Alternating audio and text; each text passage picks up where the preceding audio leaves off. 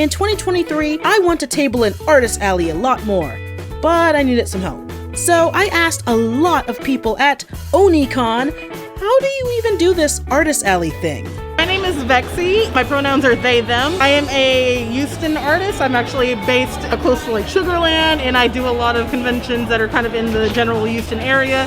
Hi, I'm Shelby. I'm the creator of Shelby Creates. Hi, my name is Alice. I am a manga artist and tattoo artist, and I have a shop here called Oktakami, which is like my little mood anime brand. My name is Addie. I am the creator of ADHD Sketcher. Most of my stuff is like tactile kinesthetic, like all that origami stuff.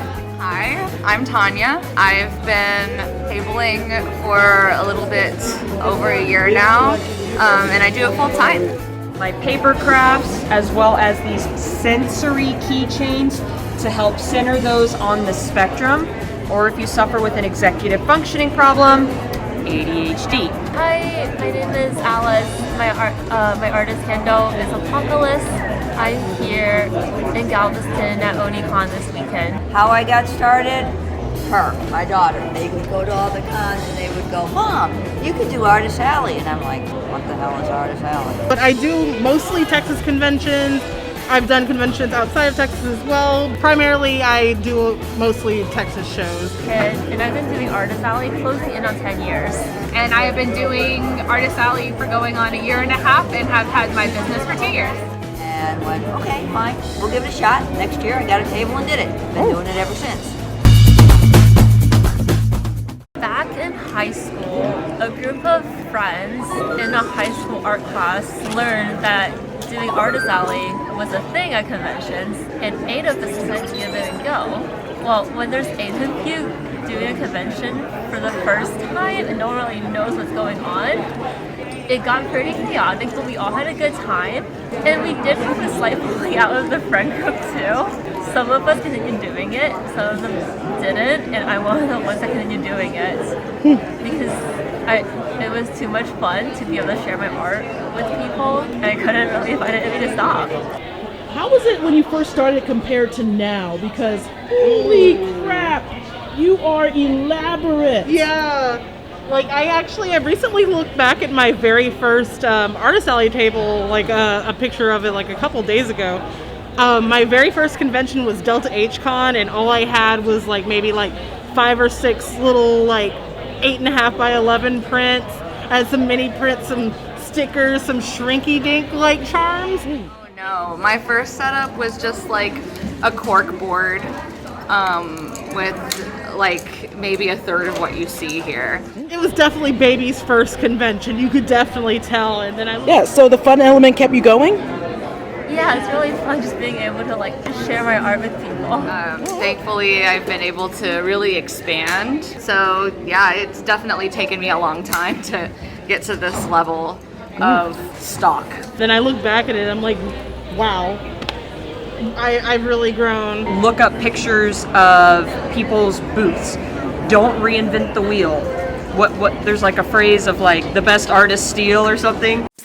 Yes. Obviously, don't plagiarize, but yes. Get inspired by other people's booths. A lot of these things are secondhand, like I made them myself or they were donated, as well as I've seen people with beautiful arches. My next door neighbor in Artist Alley has a lovely awning, so... I just noticed it kind of looks like a food truck. Is that intentional? The truck name? No, actually, but whatever people think it looks like is great. Yeah. As long as it catches people's attention.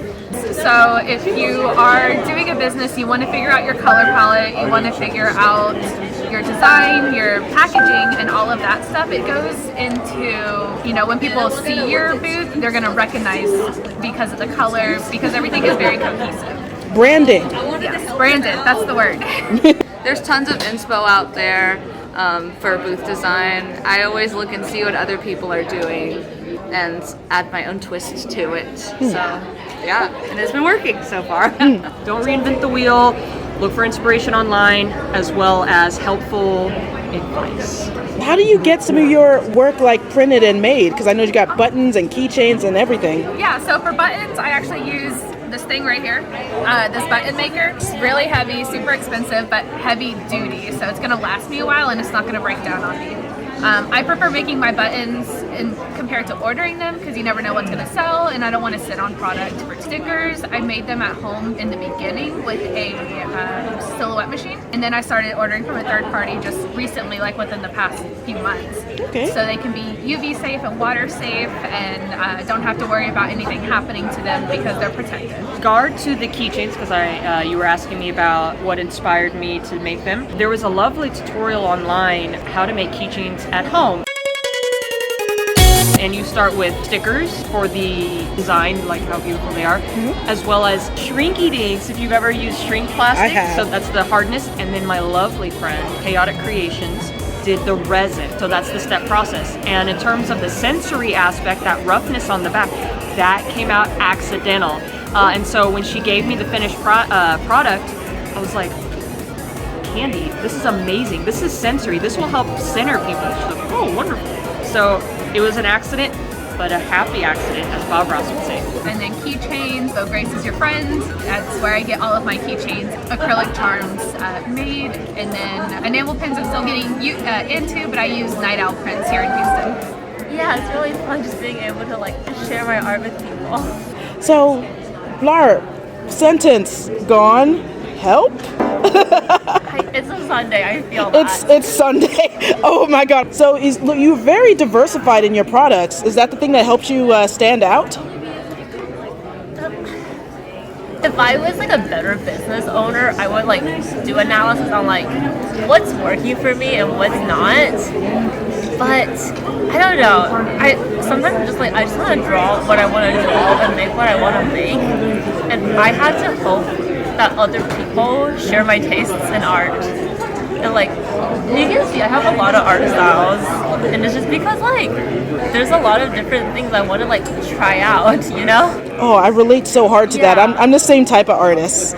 Art, like you start out doing art for yourself, really, and it's like if you lose that, then like I don't know, you kind of like sort out yourself.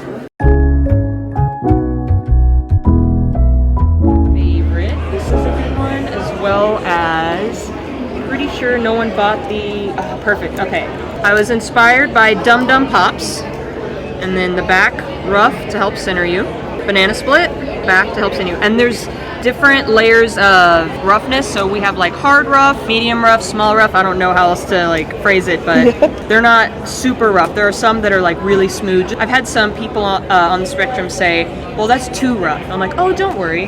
There's others that are smoother. And then they preferred that. So this mouse pad right here, it's a Decidueye, and with two little rowlets.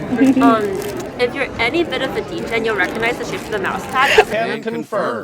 I am a DJ and I have a mouse pad. It's like a titty mouse pad, right? Yes, it is. But no, this is not a titty mouse pad. It's a Hooters mouse pad. I love my enamel pins.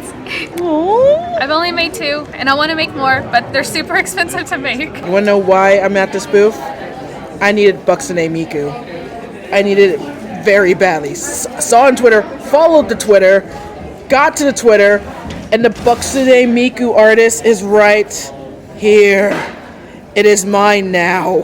So I made this because someone way back many years ago was like, oh my god, that's hilarious, I have to buy it.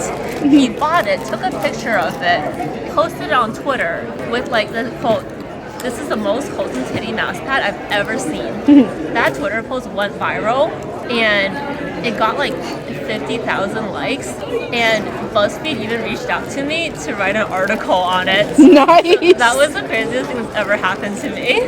Last question. What influenced your style and uniqueness? I noticed you have all this great papercraft type of things, and also the keychain idea was amazing. So glad you asked. So the origami bookmarks came around kind of by accident. As I was teaching, I had to find a way to entertain the kids. And so I Googled best ways to entertain kids with arts and crafts. And bookmarks came up that were corner bookmarks. Now, they didn't look as fancy as this because at first I cut and then I fold. So that's technically not origami. Yeah. But the ones I found online were origami. You folded them, but there was a crease. I didn't like that. So I found my own method of doing it. So that's how I did the bookmarks. But the paper crafts, can I show you from over here? What kind of artist inspired you to do, well, this sort of work? Oh wow. Like, do you have any favorite, like... Oh yes, Oh, I yeah. do. So many. The first artist that really inspired me to go to the lewd route was an artist called Rake. His name is Reynaldo. He's very famous. Oh. He did a website called Jiggly Girls and all that stuff. He's super good. I really like also a VTuber called Sarue. She's French and she draws like very sexy anime. She has sold art in Japan and all that stuff. So that's like the goals. And Sakini-chan, which is like super famous as well. This is layered paper. That is not a print, okay? And so I've actually been doing paper crafting longer than I've been doing bookmarks. And I'm pretty sure I got inspired because when I bought a packet of construction paper on the front was something similar to that. And so I'm pretty sure that's what inspired me, as well as, once again, tactile kinesthetic stuff. I love doing stuff like that. Ah, cool.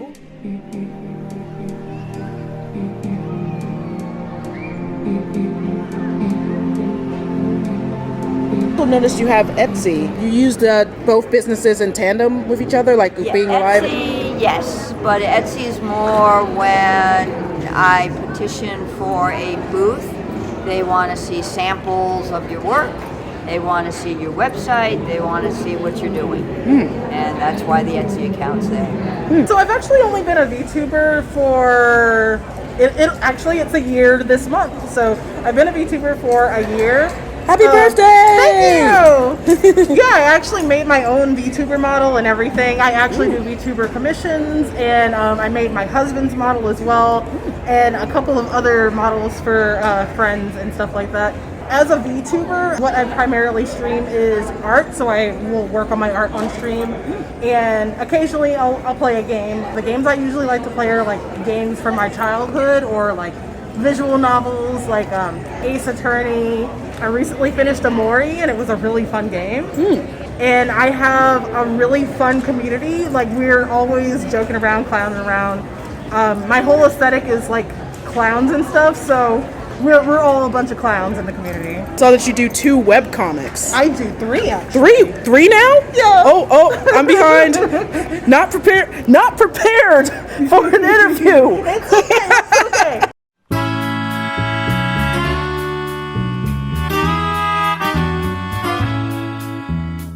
Yeah, I have 3 webcomics. My first webcomic is called Forgotten Roots. It is more of a drama-heavy, more adult comic than the other 2.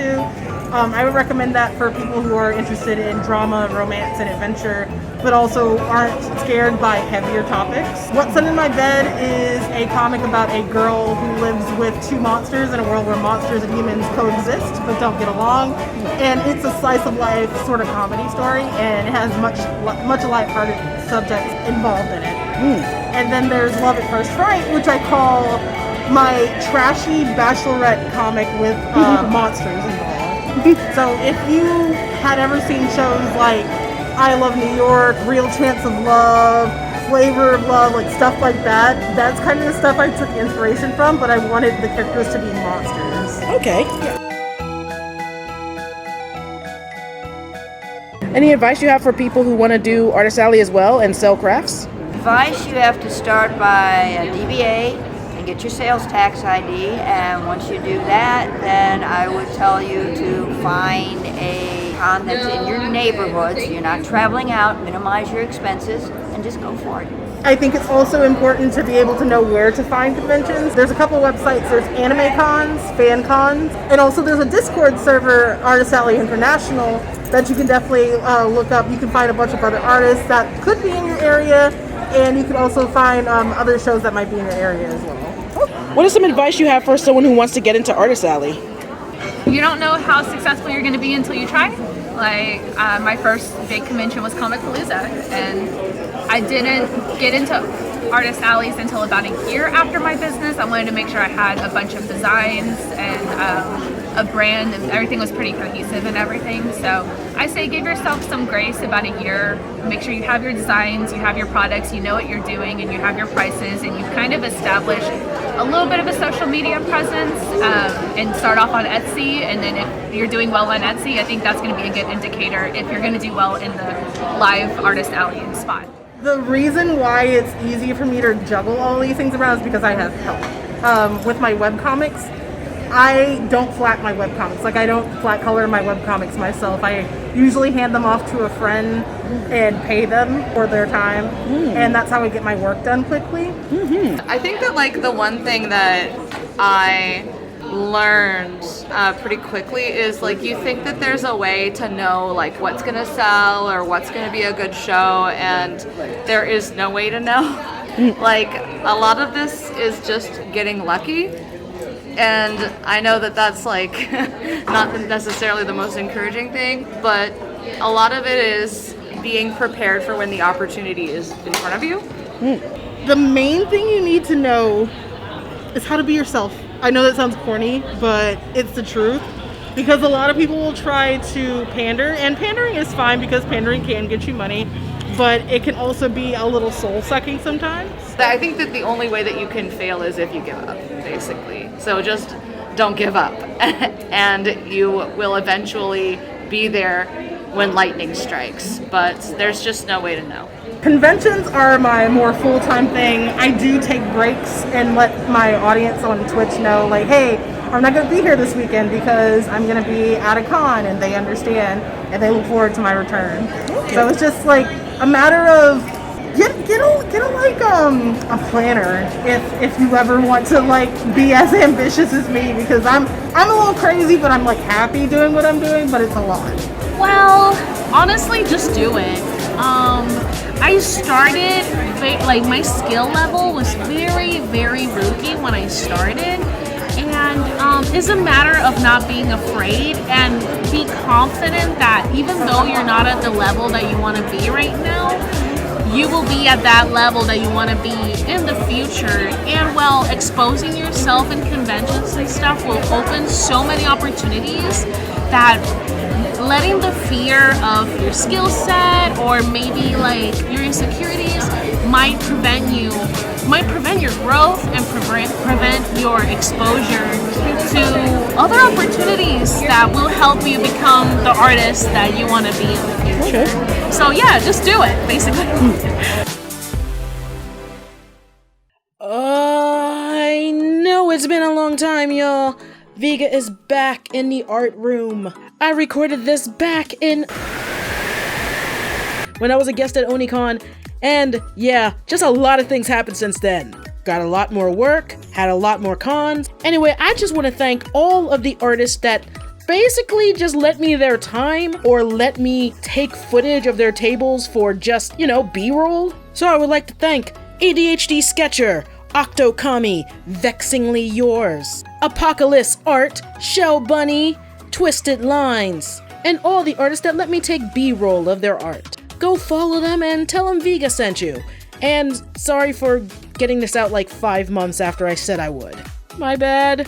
Thanks to all the patrons that are still with me even though I have these large gaps.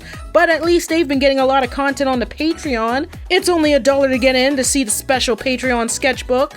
Or even maybe a icon commission. And thank you to Emily Wigglesworth, Casey K, The Real Kit Nathaniels, Jay McGillifrey, Rags, the Metro Girl Mascot, Jen Mart, Caxtram, Jeffrey Voss, Aaron Clark, Terry Fanatics, and Yue Rung.